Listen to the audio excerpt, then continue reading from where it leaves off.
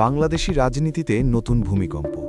মাত্র ১২ ঘণ্টার ব্যবধানে দেশের সর্বশেষ সংসদীয় আসন বান্দরবানে যা ঘটে গেল তা কি স্রেফ একটি নাটক নাকি বড় কোনো ঝড়ের পূর্বাভাস? রবিবার রাতে যে আসনটি এনসিপিকে এক প্রকার দান করেছিল জামায়াত, সোমবার দুপুরেই তা ছিনিয়ে নিল দলটি। কিন্তু রাতারাতি কেন এই ইউটার্ন? সবার মনে এখন একই প্রশ্ন। এটা পুরনো খবর যে এনসিপি এবং চরমোনাই পীরের ইসলামী আন্দোলনের মতো দলগুলোর সঙ্গে নির্বাচনী জোট করেছে জামায়াতে ইসলামী। রাজনৈতিক সমঝোতার কারণে বেশ কয়েকটি আসন তাদের মিত্রদের ছেড়ে দিয়েছে জামায়াত। কিন্তু যে আসনগুলো জামায়াতের গোল্ডেন সিট হিসেবে খ্যাত, সে আসনগুলো অন্য দলগুলোকে বিলিয়ে দেওয়া ভালোভাবে নিচ্ছে না তৃণমূল। তারা মনে করছে আসন ভাগাভাগির হিসাব মেলাতে দিয়ে নিজেদের দুর্গে নিজেরাই আগুন দিচ্ছে দলটির শীর্ষ নেতৃত্ব। তৃণমূলের ক্ষোভের লাভা যখন ফুটছে, তখন জামায়াতের আমির ডাক্তার শফিকুর রহমানের চ্যারিটি পলিটিক্স জামায়াতের জন্য রাজনৈতিক সুইসাইড হতে চলেছে বলে মনে করছেন রাজনৈতিক বিশ্লেষকরা। বান্দরবানের সেই দান করে দেওয়া আসন আবার ফিরিয়ে আনাকে সুইসাইড ঠেকানোর নতুন কৌশল মনে করছেন অনেকে। আবার কেউ কেউ বলছেন জামায়াত এখনও ভুল পথেই আছে, এটা কোনো নতুন কৌশল নয়, কেবল একটি আসনের জন্য পরিবর্তিত সিদ্ধান্ত। এখানে কোন কথাটি সত্যি? আসলেই কি জামায়াত ভুল পথে আছে, নাকি তৃণমূলের দাবি মেনে নিয়ে ভোটের মাঠে বিএনপিকে ঠেকাতে নতুন প্ল্যান হাতে নিয়েছে দলটি? আজকের ভিডিওতে ফাঁস হবে জামায়াতের সেই গোপন প্ল্যান, যা শুনলে বুঝতে পারবেন বিএনপিকে ঠেকাতে জামায়াতের ভবিষ্যৎ পরিকল্পনা কি হতে যাচ্ছে। ঘটনার সূত্রপাত বান্দরবান থেকে। অ্যাডভোকেট আবুল কালামের মতো হেভিওয়েট প্রার্থীকে যখন জামায়াতে ইসলামীর কেন্দ্র বসিয়ে দেওয়ার ঘোষণা দিল, তখন সেখানে যেন আগ্নেয়গিরির বিস্ফোরণ ঘটল। তৃণমূলের কর্মীরা সোজাসুজি জানিয়ে দিলেন নেতৃত্বের দানছত্র তারা মানেন না। কেন্দ্র বাধ্য হল পিছু হটতে।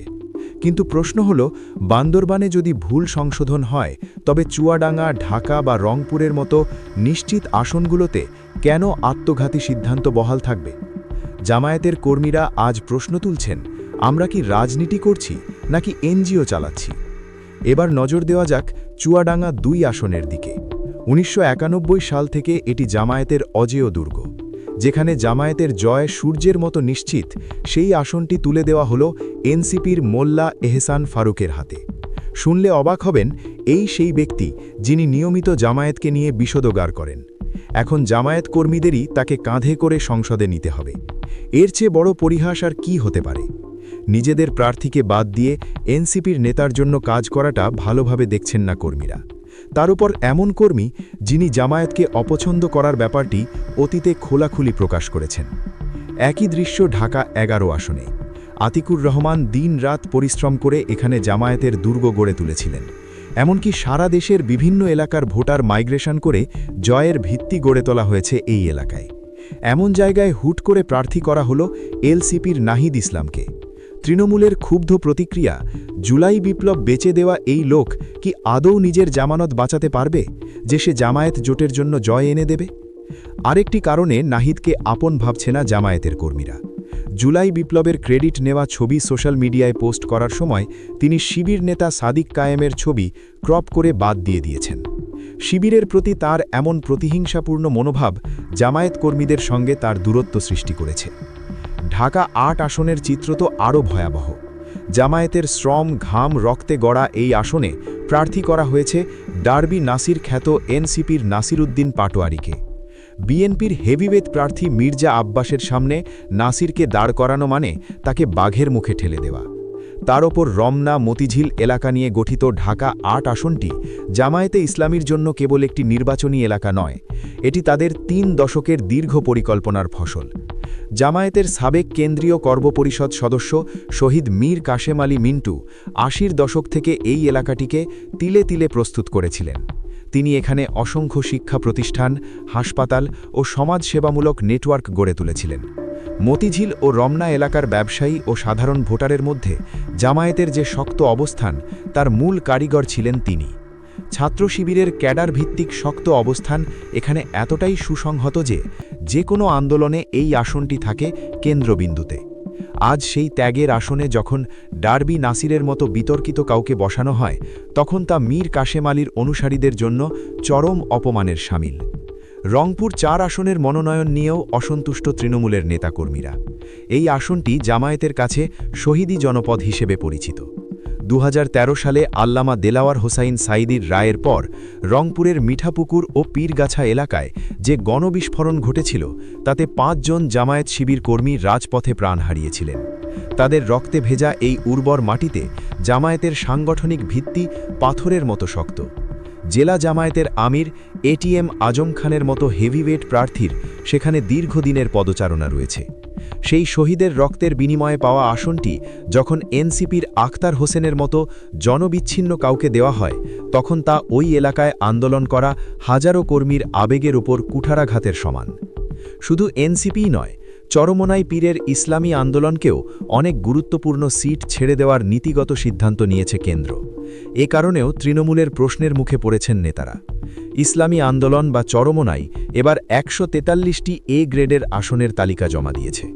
এই আসনগুলোতে জামায়াত জোটের কাছে মনোনয়ন চাইছে তারা। তাদের আবদার দেখে মনে হচ্ছে দলটি রাজনীতির মাঠকে রূপকথার গল্প ভাবছেন। সাতক্ষীরা ৩, কক্সবাজার ৩, কুমিল্লা ১১ এবং চট্টগ্রাম ১৫র মতো জামায়াতের শক্ত ঘাঁটিতে ভাগ বসাতে চায় চরমোনাই। বাস্তবতা হল মাঠে চরমোনাইয়ের সেই জনবল বা সক্ষমতা নেই যে তারা মিটিং মিছিল করে নিজেদের প্রার্থীর জন্য কেন্দ্রে ভোটার নিয়ে আসবে। ৩০০ আসনে নিজেদের নখ দিয়ে প্রচার চালাচ্ছে জামায়াত, আর ভোট ব্যাংক লুটে নিতে চাইছে চরমোনাই। তারা কৌশলে সোশ্যাল মিডিয়ায় সিন্ডিকেট করে পোস্ট দিচ্ছে এবং বুঝিয়ে দিচ্ছে চাহিদা না মিটলে তারা জামায়াতের ওপর দোষ চাপিয়ে কেটে পড়বে।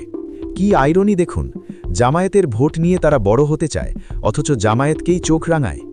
জামায়াতে ইসলামীর আমির ডা. শফিকুর রহমান অত্যন্ত উদার মানুষ হিসেবে পরিচিত, কিন্তু রাজনীতিতে অতিরিক্ত উদারতা অনেক সময় দুর্বলতা হয়। এনসিপি বা চরমোনাইয়ের জন্য অনেক গুরুত্বপূর্ণ আসন ছেড়ে দিয়েছে জামায়াত। আবার এবি পার্টির মুজিবুর রহমান মঞ্জুর জন্য ফেনী ২-এর মতো নিশ্চিত জয়ী আসনে অধ্যাপক লিয়াকত আলীকে বসিয়ে দিয়েছে দলটি। এসব সিদ্ধান্তের রক্তক্ষরণ হচ্ছে তৃণমূলের কর্মীদের হৃদয়ে। ফেনী ২ আসনটি বরাবরই রাজনৈতিক উত্তাপের কেন্দ্রবিন্দু। সেখানে জামায়াতের জেলা আমির অধ্যাপক লিয়াকত আলী ভূঁইয়া কেবল একজন রাজনীতিবিদ নন, বরং একজন পরিচ্ছন্ন ইমেজের জননেতা হিসেবে পরিচিত। গত ১.৫ দশকে শত প্রতিকূলতা আর জেল জুলুম সহ্য করেও তিনি মাঠ ছাড়েননি। বিশেষ করে ফেনীর সাধারণ মানুষের বিপদে আপদে তিনি যেভাবে পাশে দাঁড়িয়েছেন, তাতে দলমত নির্বিশেষে মানুষের কাছে তার গ্রহণযোগ্যতা আকাশচুম্বী হয়েছে। যেখানে মানুষ তাকে বিজয়ী দেখতে মুখিয়ে আছে, সেখানে এবি পার্টির মঞ্জুকে মনোনয়ন দেওয়াটা তৃণমূলের কাছে রাজনৈতিক আত্মহত্যা ছাড়া আর কিছুই মনে হচ্ছে না। লিয়াকত আলীর এই জনপ্রিয়তাকে উপেক্ষা করলে জামায়াত ফেনীতে বড় ধরনের জনবিচ্ছিন্নতার মুখে পড়তে পারে। তৃণমূলের স্পষ্ট কথা, আমরা যাদের চোর বাটপার ভাবি তাদের জন্য জনগণের কাছে ভোট চাইব কোন মুখে? জামায়াত বলে সৎ লোকের শাসন চাই, তাহলে এনসিপির সেই বাচ্চা কাচ্চাদের কেন সমর্থন দেওয়া হচ্ছে যারা দুর্নীতির সঙ্গে আপোষ করেছে? গত ১.৫ বছরে যাদের বিরুদ্ধে শত শত দুর্নীতি অভিযোগ আছে, তাদের জন্য আসন ছেড়ে দিলে নিজেরাই ডুববে জামায়াতে ইসলামী। এখন প্রশ্ন জাগতে পারে, জামায়াত কি তবে বিএনপিকে ফাঁকা মাঠ ছেড়ে দিচ্ছে? না, ভেতরের খবর হলো তৃণমূল কর্মীদের অভিযোগকে আমলে নিচ্ছে জামায়াতের নীতি নির্ধারকরা। এবার তারা কৌশলে বিএনপির একক আধিপত্য চুরমার করতে চায়। জামায়াতের নেতারা ১৫০ আসন মিত্রদের জন্য ছেড়ে দিতে চাইলেও জামায়াতের তৃণমূল চায় ২৫০ আসনে প্রার্থী দিতে। কারণ জোটের শরিকদের এই চ্যারিটি বা আসন দান করলে শেষ পর্যন্ত লাভ হবে বিএনপির। বান্দরবানের ঘটনা প্রমাণ করেছে সম্ভবত কর্মীদের দাবিই মেনে নেবে দলটি। এছাড়া যাদের জন্য আসন ছেড়ে দেওয়া হচ্ছে, তারা জিতলে গাদ্দারি করবে না তার নিশ্চয়তা নেই, আর হারলে বলবে জামায়াত আমাদের জন্য কাজ করেনি। এই ট্র্যাপ থেকে বেরোনোর একমাত্র উপায় হল নিজেদের শক্তি প্রদর্শন করা। জামায়াত নেতৃত্বকে বুঝতে হবে কর্মীদের মনোবল ভেঙে কোনো সুযোগ সফল হতে পারে না। কর্মীরা বলছেন সময় এখনও শেষ হয়নি। বান্দরবান যদি ১২ ঘন্টায় ফিরে আসতে পারে, তবে চুয়াডাঙ্গা, ঢাকা বা রংপুর কেন নয়? জামায়াত নেতৃত্বের উচিত নিজেদের সিদ্ধান্ত এখনই পুনর্বিচার করা। কর্মীদের রক্ত আর ঘামে গড়া আসনগুলো তথাকথিত রবিবার বা সুযোগ সন্ধানী নেতাদের হাতে তুলে দেওয়া মানে হলো নিজেদের কবর নিজেরাই খোঁড়া।